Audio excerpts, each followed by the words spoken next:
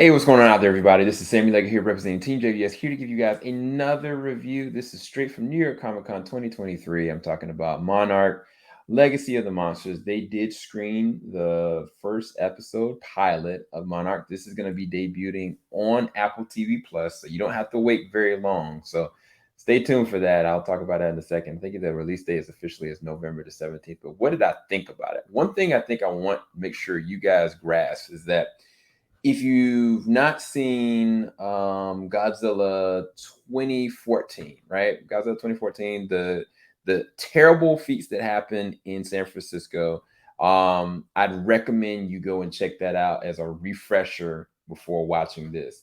Another one I would say is Kong Skull Island. I think that came out 2017, but I think it took place during around 1973, roughly. And then, of course, if you are a Godzilla fan and you've seen any of the original Godzilla movies, then you would know the 1954. All these reason why I'm prefacing it like that, because this show is so fascinating. One, I'll tell you, it's really good. They spare no expense in terms of the budget. I think the first question people are going to ask: do you see any kaiju action? Do you see any monster fights?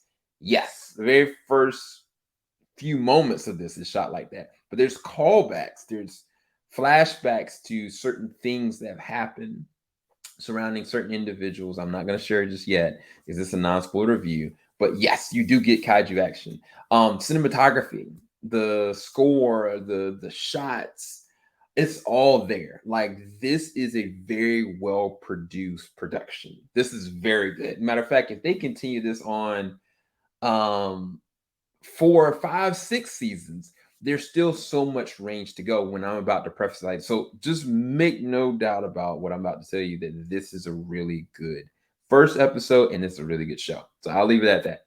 Reason why I brought up those specific time cards is because a lot of the different events that happen, those are they're going back in time, they're going forward in time, all over the place. Like, the first opening moment takes place in 1973. There's another moment that takes place in 1952. There's another place that takes place in 2015. And so it really does help to get an understanding of not just Monarch as a whole, but the certain key characters in this one. And I think it'll help give understanding. But the first thing that is the misconception, and do know that Kurt Russell and Wyatt Russell are in the series. I'm not going to say who shows up first, but they do play the same character in Lee Shaw. I'm not going to say anything about him, but the misconception is that this really is surrounding this one individual right here, and her name's Kate. I'm not going to give her last name. Her name's Kate, and Kate went through the tragedy of 2014's Godzilla attack, or lack thereof. It wasn't necessarily an attack, it was something that happened, it was an event.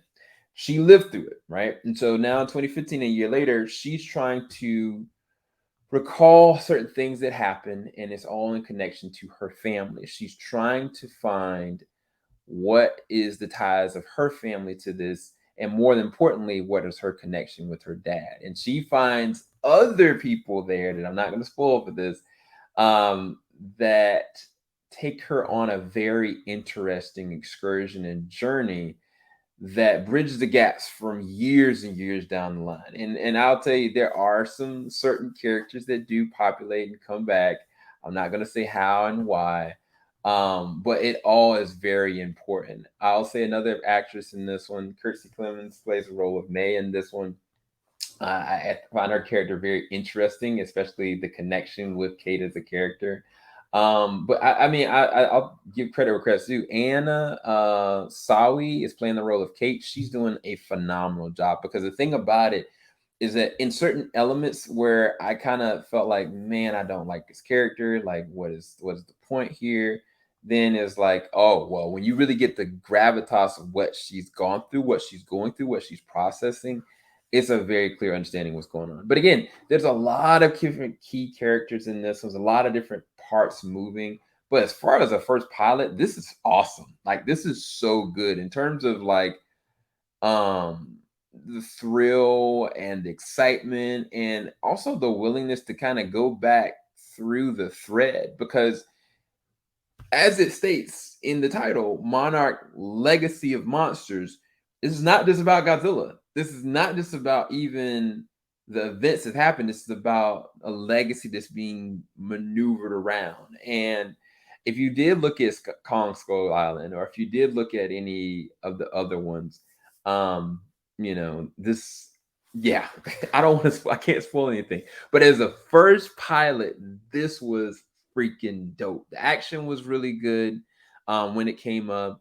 The acting, I think, is the thing that complements the show, because as far as Kate as a character, there's a lot of layers to Kate because of the people that she's meeting, because of the things that her family has gone through, and also her connection to all of this. And when you get an understanding of the connection, if you're a Godzilla fan, or even if you just kind of from 2014's Godzilla and you just watch from Godzilla movies from there, this will bridge some interesting gaps, which is why I haven't seen anything past the first episode myself, so don't worry about that.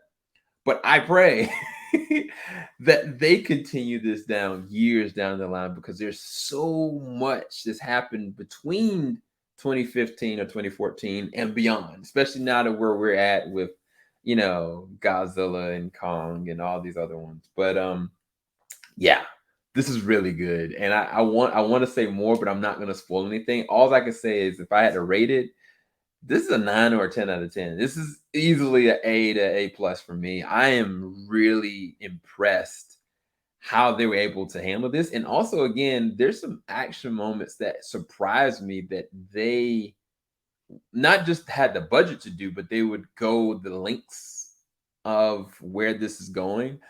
And yeah, man, like, it's so matter of fact, I'll say this. I watched the first episode, then I immediately went back to the opening title, and I was like, oh, there's connections here. And when you get an understanding of certain things about the characters, you're gonna really appreciate it. If you're a Godzilla fan, or even if you're just intrigued to see how they open the world up of the Godzilla verse, yeah, it's really good. So definitely go and check it out. Come November the 17th, go and check out the trailer. It's available right now for you to be able to go and check out. Thank you guys so much for watching. We've got a lot more content coming from New York Comic Con and more. And I really appreciate you guys for being able to check this out. And yeah, I want to say so much more. God, I'm holding my tongue. I'll talk to you guys soon. Keep it locked. JVS, we ain't gonna stop. Peace, everybody. Thank you again for watching. Falling off the top of